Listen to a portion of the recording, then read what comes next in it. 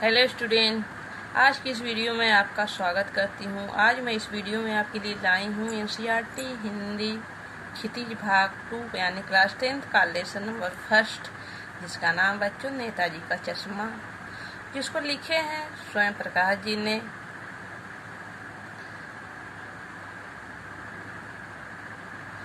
तो आइए आज हम पढ़ेंगे नेताजी का चश्मा कहानी।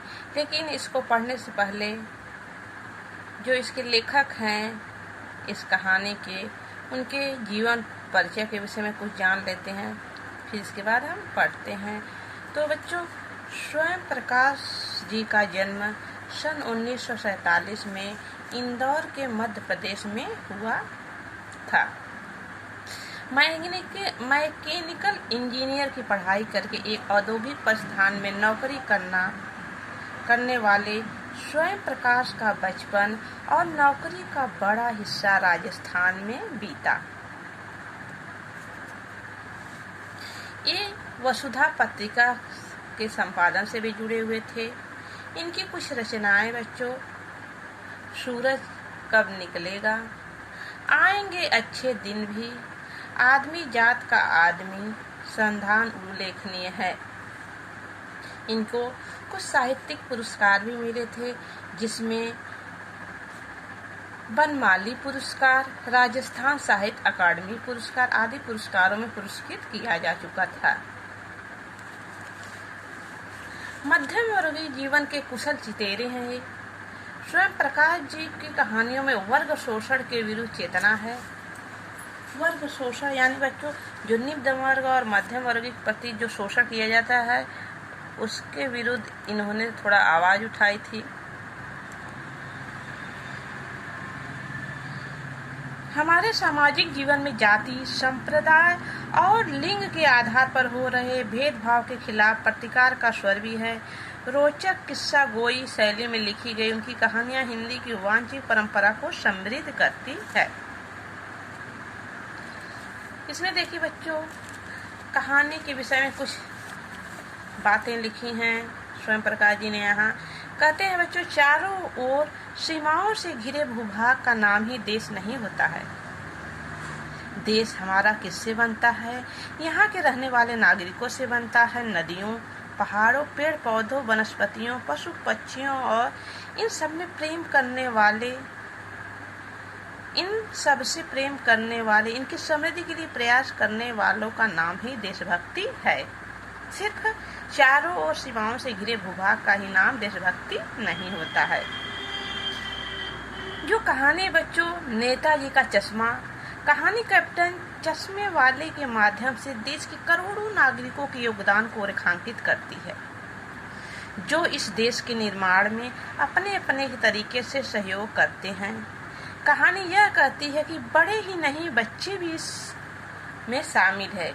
यानी जो बच्चों जो नेताजी का चश्मा है, इसमें बड़े तो बड़े शामिल है, साथ बच्चे भी शामिल है, जिससे यह प्रदर्शित होता है कि हमारी आने वाली आगे की जो पीढ़ी है वह भी अपने देश के लिए भक्त ही होगा।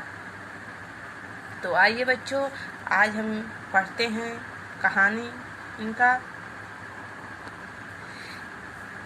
जैसा कि बच्चों इस कहानी के शीर्षक का नाम है बच्चों नेताजी का चश्मा।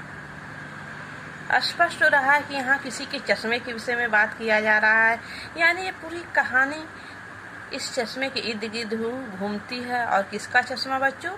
नेताजी। यानी कौन से नेताजी? सुभाष चंद्र बोस जी, जो उनकी मूर्ति रहती है उन्हीं के ऊपर चश्मा नहीं लगा रहता है। तो एक कैप्टन नाम का आदमी जो रहता है वो चश्मा डेली उसके पास छोटी सी दुकान रहती है, और उस दुकान के अनुसार जो ग्राहक चश्मे को इनको देख कर ले लेता है, जो मूर्ति के ऊपर लगाता है तो दूसरा चश्मा बदल लेता है। तो इसी के आधार पे एक कहानी है। तो आइए बच्चों पढ़ते हैं कहानी को। हालदार साहब हर 15वें दिन कंपनी के काम के सिलसिले में उस कस्बे से गुजरना पड़ता था। कस्बा बहुत बड़ा नहीं था जिससे पक्का मकान कहा जा सके। वैसे कुछ ही मकान जिसे बाजार कहा जा सके, वैसा एक ही बाजार था। कस्बे में एक लड़कों का स्कूल था बच्चों, और एक लड़कियों का स्कूल। एक कस्बा कस्बा किसको कहते हैं बच्चों? जो शहर से छोटा होता है और बाजार से बड़ा होता है। तो उसमें क्या क्या था बच्चों? एक लड़कियों का स्कूल था और एक लड़कों का स्कूल। एक सीमेंट का छोटा सा कारखाना था। 2 ओपन एयर सिनेमा घर, ओपन एयर यानी खुली हवा में सिनेमा घर, जिसके ऊपर छत नहीं था, खुली हवा में सिनेमा घर। और 2 नगर पालिका भी थी। नगरपालिका का इस कस्बे भक्ति क्या काम था बच्चों? कुछ न कुछ इस कस्बे के लिए हमेशा करती रहती थी।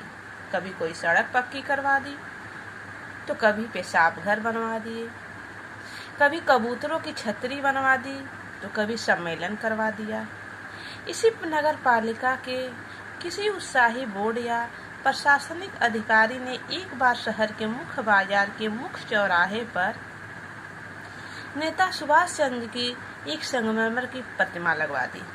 जो नगर पालिका के जो उत्साही बच्चों प्रशासनिक अधिकारी रहते हैं, यानी उनका जो काम रहता है, कुछ देखते हैं शहर में कमी है तो उसको करवाना।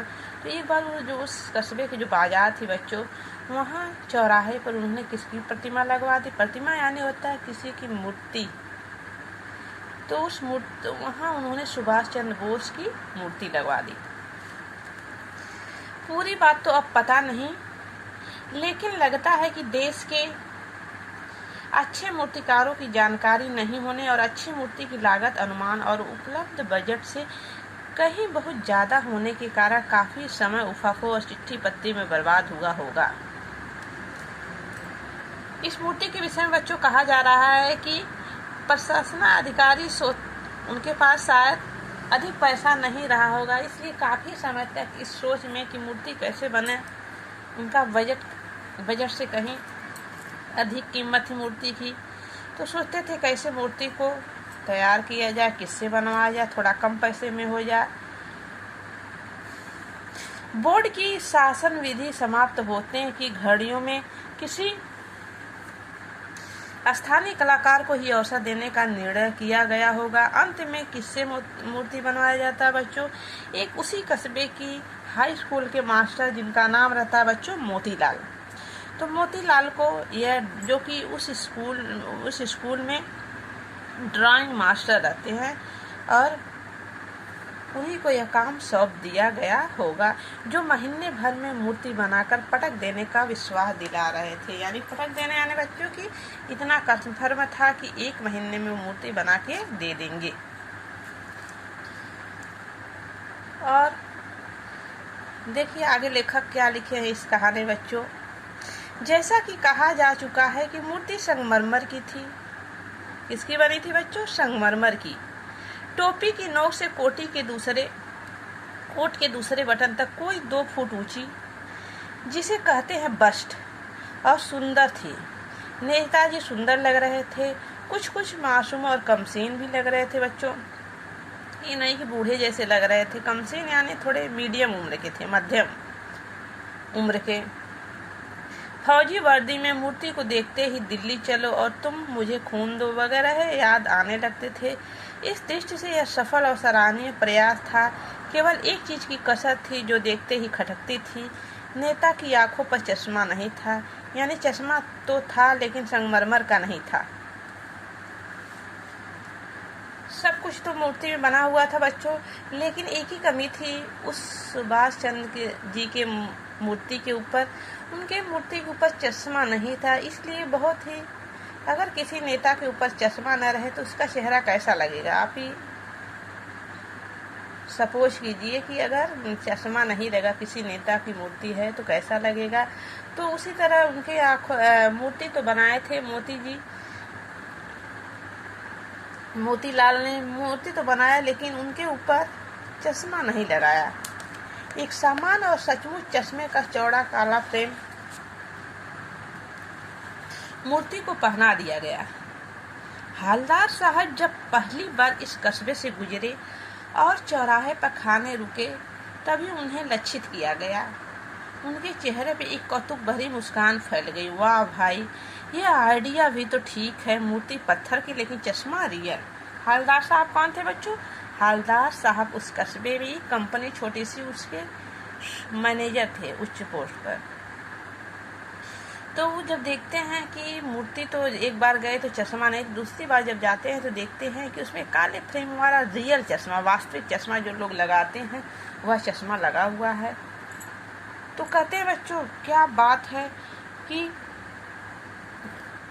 यह आइडिया ठीक है, मूर्ति पत्थर की है लेकिन चश्मा जो है रियल वास्तविक है, क्या बात है। जीप कस्बा छोड़कर आगे बढ़ गई। ऐसा सोचकर ही जीप जो थी बच्चों कस्बा छोड़कर आगे बढ़ गई। तब भी हालदार साहब इस मूर्ति के बारे में ही सोचते रहे। आगे तो बढ़ गई लेकिन फिर भी इस मूर्ति के विषय में ही सोचते रहे। अंत में इस निष्कर्ष पर पहुंचे कि कुल मिलाकर कस्बे के नागरिकों का यह प्रयास सराहनीय ही कहा जाना चाहिए। महत्व मूर्ति के रंग रूप या कद का नहीं है, उस भावना का है, वरना तो देशभक्ति भी आजकल मजाक की चीज होती जा रही है। कह रहे हैं इस कस्बे के नागरिकों का यह प्रयास सराहनीय है, यानी प्रशंसा की योग्य है बच्चों कि मूर्ति महत्व मूर्ति के रंग रूप की नहीं है, उसके कद की नहीं है, बात है देशभक्ति की भावना की। जो मूर्ति के ऊपर चश्मे नहीं तो चश्मा लग गया, नहीं तो आजकल तो लोग देशभक्ति का मजाक बना के रख दिए हैं। सिर्फ देशभक्ति बस दिखावा, देशभक्ति का दिखावा बस फिल्मों तक बन के रह गई है। जो हालदार साहब थे देश के प्रति उनका बहुत ही प्रेम था बच्चों। हालदार साहब देखिए, फिर दूसरा बार जब हालदार साहब उधर से गुजरे तो उन्हें मूर्ति के ऊपर अंतर दिखाई दिया, कुछ डिफरेंट दिखाई दिया बच्चों। ध्यान से देखा तो पाया कि चश्मा दूसरा है। पहली बार काला फ्रेम वाला चश्मा और दूसरी बार क्या है, दूसरी बार उन्हें पाया चश्मा दूसरा है। पहले मोटे फ्रेम वाला चौकोर चश्मा था, अब तार के फ्रेम वाला गोल चश्मा है। हालदार साहब को कौतुक और बढ़ा, उनकी वो कौतुक यानी बच्चों जिज्ञासा, मन की इच्छा, मन को जानने वाली जिज्ञासा, इच्छा बढ़े। वाह भाई क्या आइडिया है, मूर्ति कपड़े नहीं बदल सकती। कह रहे हैं ये जो मूर्ति है नेताजी की, तो कपड़े नहीं इनका बदला जा रहा है, लेकिन चश्मा तो बदल ही सकती है। तीसरी बार फिर नया चश्मा, तीसरी बार बच्चों फिर नया चश्मा देखते हैं, फिर चेंज हुआ रहता है। तो आज का वीडियो बच्चों यही समाप्त होता है। इसके नेक्स्ट वीडियो में हम मिलते हैं अगले पार्ट में। ओके, धन्यवाद।